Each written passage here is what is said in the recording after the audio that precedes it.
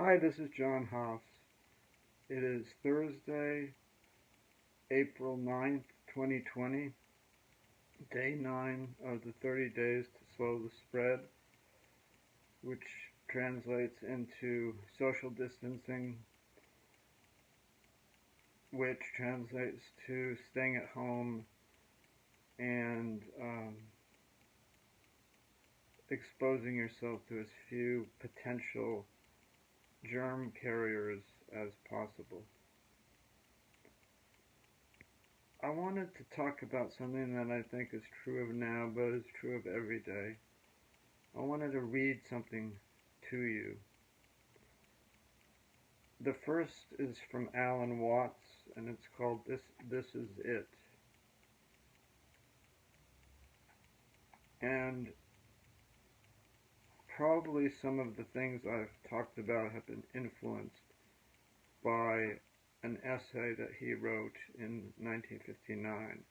And I'd like to read a paragraph in that essay, which has come to be my primary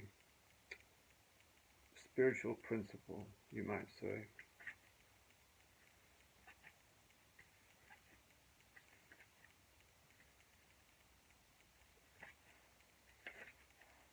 Okay, this is it, and it is italicized.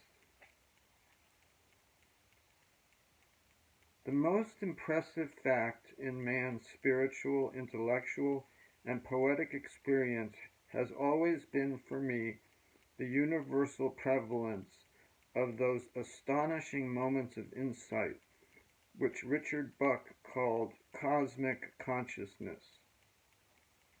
There is no really satisfactory name for this type of experience. To call it mystical is to confuse it with visions of another world or of gods and angels. To call it spiritual or metaphysical is to suggest that it is not only extremely concrete and physical, while the term cosmic consciousness itself has the unpoetic flavor of occultist jargon. But from all historical times and cultures, we have reports of the same unmistakable sensation, emerging as a rule quite suddenly and unexpectedly and from no clearly understood cause. To the individual thus enlightened, it appears as a vivid and overwhelming certainty that the universe, precisely as it is at this moment, as a whole and in every one of its parts, is so completely right as to need no explanation or justification beyond what it simply is. Existence not only ceases to be a problem, the mind is so wonderstruck at the self-evident and self-sufficient fitness of things as they are, including what would ordinarily be thought the very worst, that it cannot find any word strong enough to express the perfection and beauty of the experience. Its clarity sometimes gives the sensation that the world has become transparent or luminous, and its simplicity the sensation that it is pervaded and ordered by a supreme intelligence. At the same time, it is usual for the individual to feel that the whole world has become his own body, and that whatever he is has not only become, but always has been, what everything else is.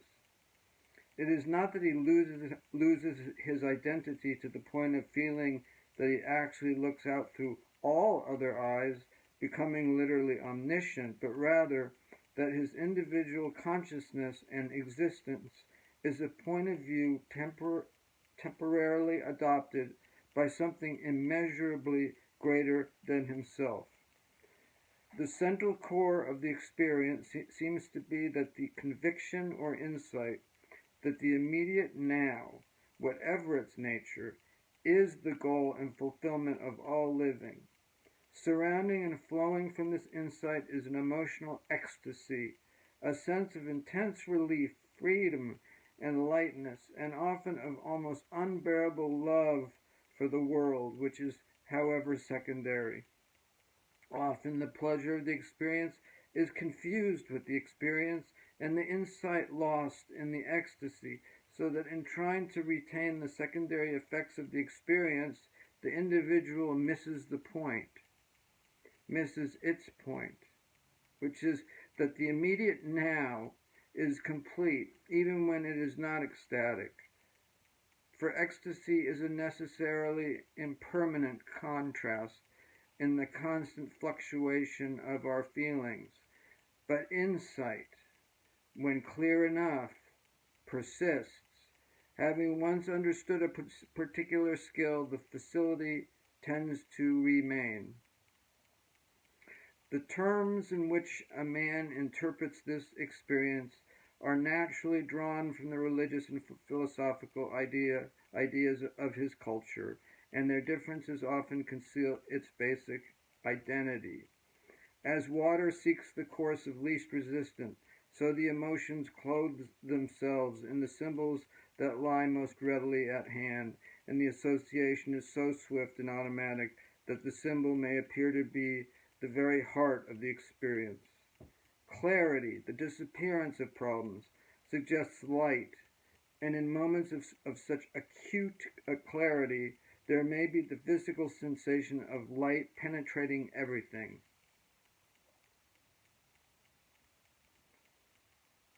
So there you have Alan Watts' amazing writing about the present moment and how the present moment is it.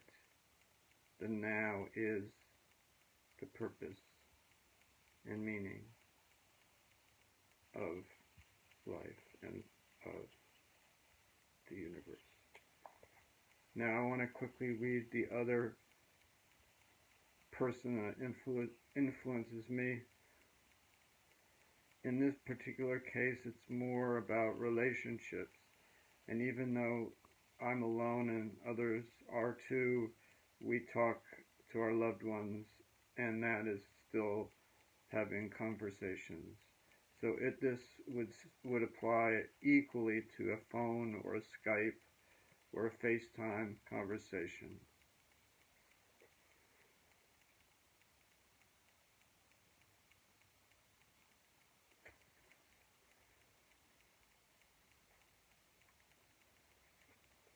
This is from J. Krishnamurti, and it is from 1952.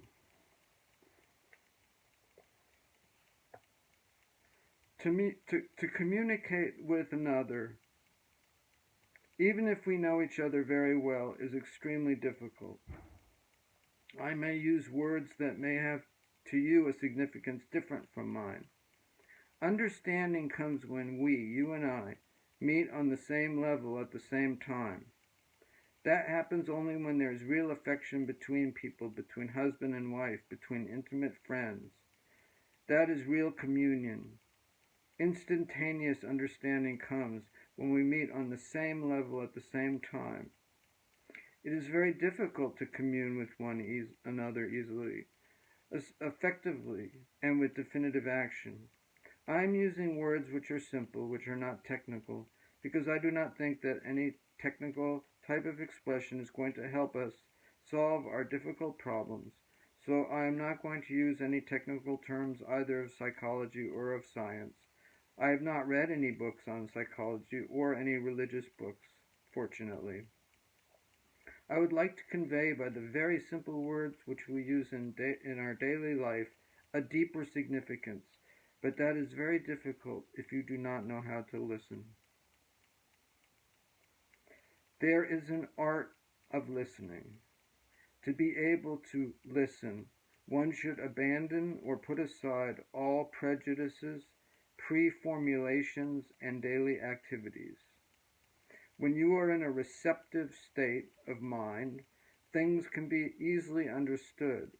You are listening when your real attention is given to something. But unfortunately, most of us listen through a screen of resistance. We are screened with prejudices, whether religious or spiritual, psychological or scientific, or with our daily worries, desires, and fears. And with these for a screen, we listen. Therefore, we listen really to our own noise, to our own sound, not to what is being said. It is extremely difficult to put aside our training, our prejudices, our inclination, our resistance, and reaching beyond the verbal expression to listen so that we understand instantaneously. That is going to be one of our difficulties. If during this discourse anything is said which is opposed to your way of thinking and belief, just listen, do not resist. You may be right and I may be wrong, but by listening and considering together, we are going to find out what is the truth. Truth cannot be given to you by somebody. You have to discover it, and to discover, there must be a state of mind in which there is direct perception. There is no direct perception when there is a resistance, a safeguard, a protection. Understanding comes through being aware of what is, to know exactly what is, the real, the actual, without interpreting it, without condemning or justifying it, is surely the beginning of wisdom. It is only when we begin to interpret, to translate according to our conditioning, according to our prejudice, that we miss the truth. After all, it is like research. To know what something is, what it is exactly, requires research. You cannot translate it according to your moods. Similarly, if we look, observe, listen, be aware of what is exactly, then the problem is solved. And that is what we are trying to do in all of these discourses. I'm going to point out to you what is, and not translate it according to my fancy. Nor should you translate it or interpret it according to your background or training.